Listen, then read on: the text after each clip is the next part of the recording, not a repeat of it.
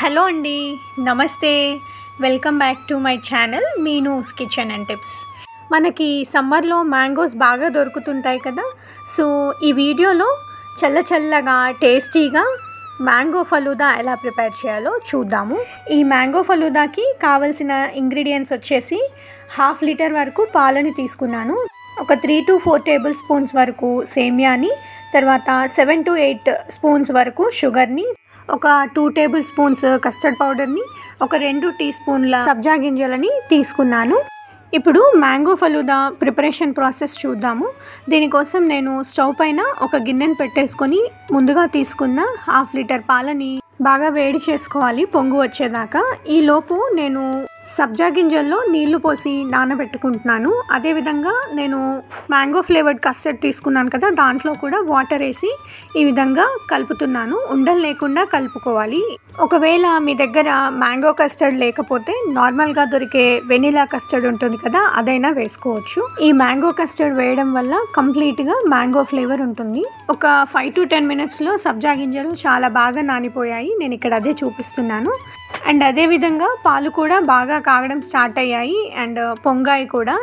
Next ఈ పాలల్లో ముందుగా కలిపి పెట్టుకున్న మ్యాంగో కస్టర్డ్ని వేసేస్తున్నాను. అయితే కొద్దిగా వేసుకుంటున్నాను.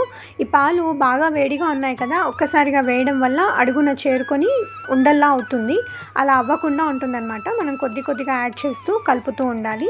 మీకు కావాలంటే కస్టర్డ్ని పాలతో కూడా కలుపుకోవచ్చు. కస్టర్డ్ వేసాక చాలా తొందరగా అడుగంటడం స్టార్ట్ అవుతుంది కాబట్టి అలా అవ్వకుండా బాగా కలుపుతూ ఉండాలి.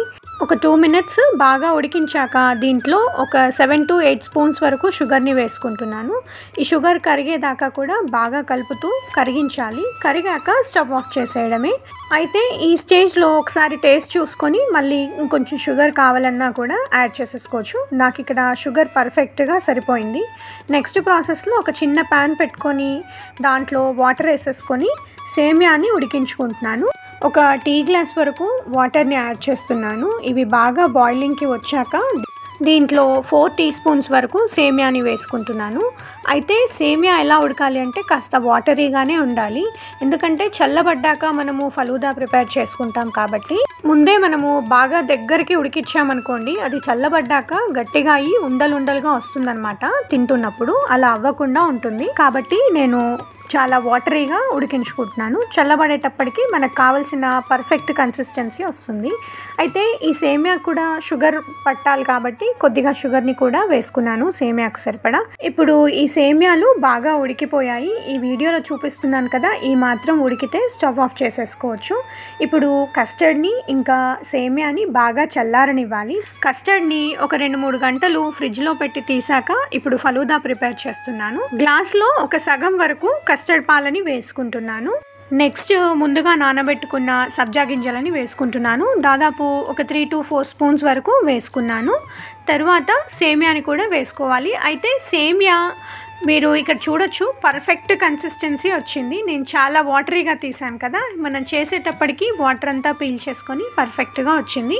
ఒక 2 to 3 స్పూన్స్ వరకు సేమియాని, ఒక కప్పు వరకు మ్యాంగో తరుగుని కూడా టాప్ లేయర్లో వేసుకుంటున్నాను. మీ దగ్గర ఉంటే నెక్స్ట్ లేయర్లో ఐస్ క్రీమ్ కూడా వేసుకోవచ్చు. ఇలా అయినా చాలా బాగుంది. టూటీ ఫ్రూటీతో గార్నిష్ చేస్తున్నాను. నేను ఇక్కడ చెప్పిన క్వాంటిటీకి అంటే 1/2 లీటర్ పాలకి మిగతా అన్ని ఇంగ్రీడియంట్స్కి సరిగ్గా 2 పర్సన్స్కి అయితే బాగా సరిపోతుంది. మళ్ళీ నేను ఇక్కడ ఇంకో జార్ తీసేసుకొని ఇంకో ఫలూదా కూడా ప్రిపేర్ చేసేస్తున్నాను. సో అంతే అండి, ఇంత సింపుల్గా ఇంట్లోనే ఫలూదా ప్రిపేర్ చేసేసుకోండి. ఇంట్లో అందరూ కూడా ఇష్టంగా తింటారు. ఈ ఫలూదాని మీరు కూడా ట్రై చేసి ఎలా వచ్చిందో నాకు కామెంట్ బాక్స్లో కామెంట్ చేయండి. ఈ వీడియో నచ్చితే లైక్ చేయడం మాత్రం అస్సలు మర్చిపోవద్దు. మరిన్ని మంచి వీడియోస్ కోసం please like, share and subscribe to my channel Meenu's kitchen and tips. Thanks for watching.